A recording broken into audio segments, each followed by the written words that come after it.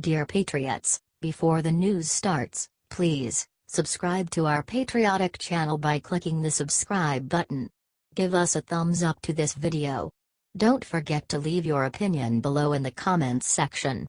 Share the news on Facebook and Twitter so you friends see it. Thank you.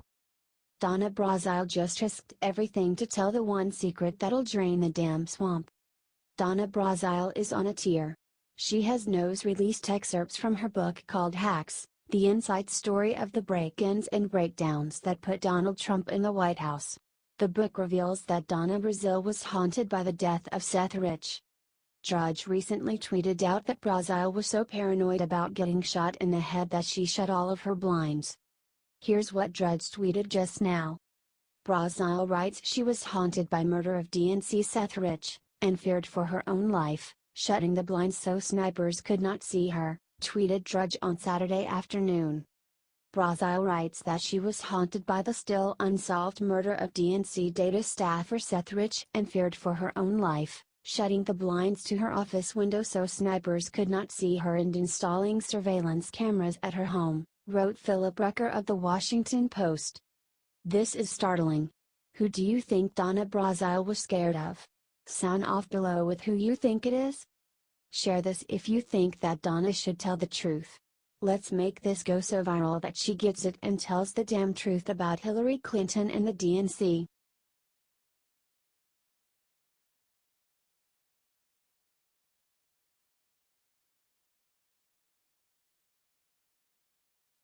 Antifa protesters clash with Trump supporters in Texas, immediately regret it after this video goes viral.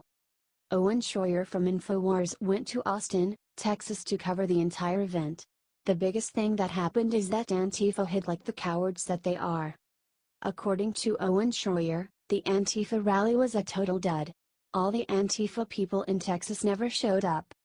This was another awesome report by Owen Schroyer, and he showed how dumb Antifa looked. Owen Schroyer, Refuse Fascism, launched their big protest nationwide, and that is to end the Trump-Pence regime. It was nationwide. They spent millions of dollars on this. They bought full-page ads in the New York Times. Today rolls around and it's a dud. Here in Austin you had about 30 Trump protesters. You had about 50 police officers protecting them. And then you had about 200 or more Trump supporters out here, waving flags, American flags, Gadsden flags, talking to one another, having a good time, singing the national anthem, while standing. Share this if you are glad that these Texans stood up and slapped down these Antifa idiots.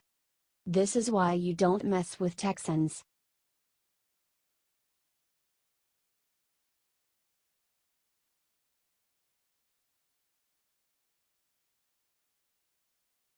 Rand Paul assaulted in his home moments ago. Look what sick Democrat did it.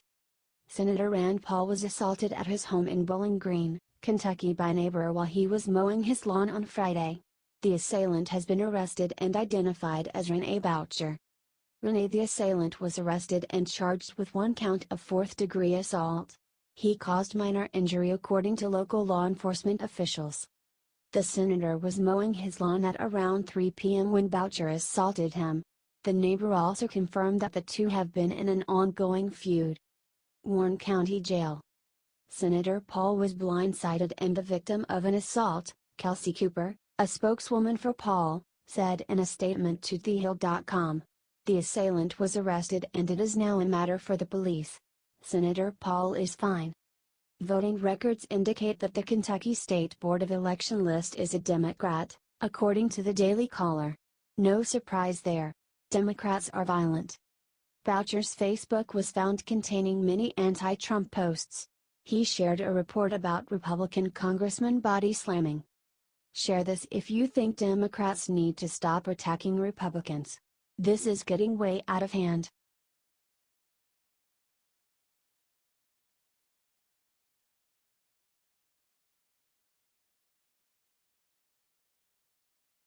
Right before leaving Hawaii for Asia, Trump did one thing that has Obama seething with rage. You have to understand that one of the main drivers of the establishment's seething hatred of Trump is not just that he beat them all. Yes, they hate him because he took on both establishment parties and kicked their butts. First he took down Jeb Bush and the rest of those hapless and hopeless candidates. Then he went to work on Hillary Clinton. It was bad, how badly he beat her, but it would have been worse if it was crazy Bernie or Liz Warren. Trump is simply better at the game. Remember when he came out and was going to make a huge statement about Obama's birth certificate? The media was whipped into a frenzy and ran to get the best spot for the press conference where they just knew Trump would break big news. All the networks were there, all live and all were captivated, waiting. The backdrop was no accident, it was his new Trump Hotel in Washington. While the cameras fixed on his magnificent hotel for what seemed like forever, Trump came out and embarrassed the media. He made a quick comment about Obama being American and then took the media on an extended tour of his new hotel. If we beautiful and the media fell for it and he got a free 30-minute commercial on all the major networks. So as the media followed his every move in Hawaii and with Obama and Bush complaining that his business interests are creating a conflict for him, Trump did what Trump does best. Hit them all back hard. As Trump was driving to the airport, with the press in tow, he made a surprise stop. According to Newsmax, he stopped at the Trump International Hotel Waikiki. He got out of limo, walked into the hotel and met some of his employees and then left. The establishment howled, "What about the emoluments clause? How can you promote your own hotel while president?" and all the other nonsense they hurl at Trump on a daily basis. A weaker man like Obama would be cowed and would fall in line quickly. But not Trump, he does it his way with no apologies. Sarah shut down all the whiners, saying simply, Trump wanted to say hello and thank you to the employees for all their hard work. Which takes us back to the main drivers of Obama's and Bush's resentment for Trump. Yes, he beat them all, but more importantly they are all jealous of him. He built a fantastic company. He doesn't owe anyone anything. He has the courage to do what he wants, even while living in that media fishbowl, without worrying about polls or what the media thinks. These are things Bush and Obama always wanted but never could grasp. And they are jealous. Share if you agree.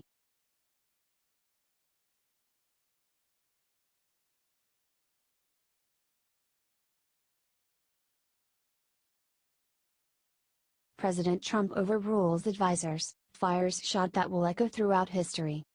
President Trump is not the traditional president America is used to, and the haters will come around. All they have to do is open their minds and give him a chance.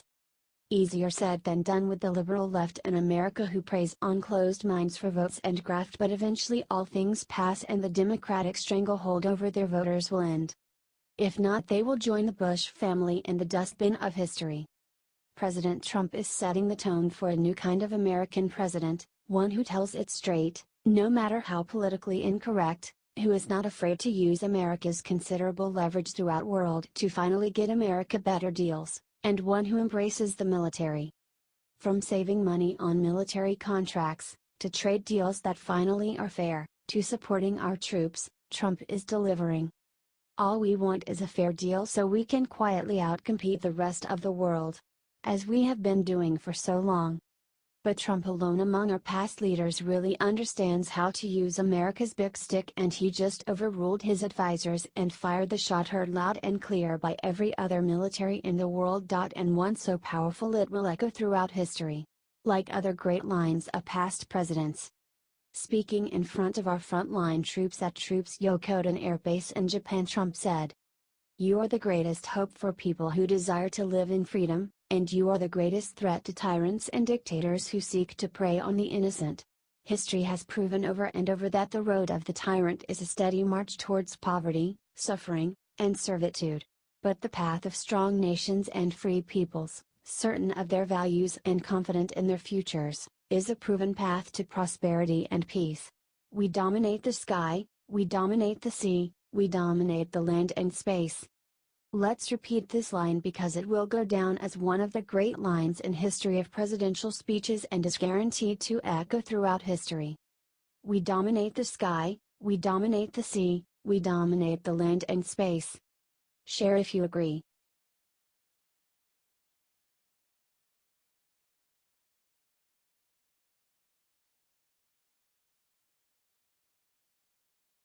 As Trump took stage in Japan, he took off his jacket and got greatest surprise of his life. Trump just landed in Japan moments ago on the first stop of his 5-nation tour of Asia. Trump wants to unite with the Japanese to present a strong front against North Korea. Trump is on a 12-day trip and spoke with U.S. and Japanese forces at the Yakoten Air Force Base. Right as he walked on the stage, Trump got an amazing surprise. You can watch the moment below at the 33rd minute.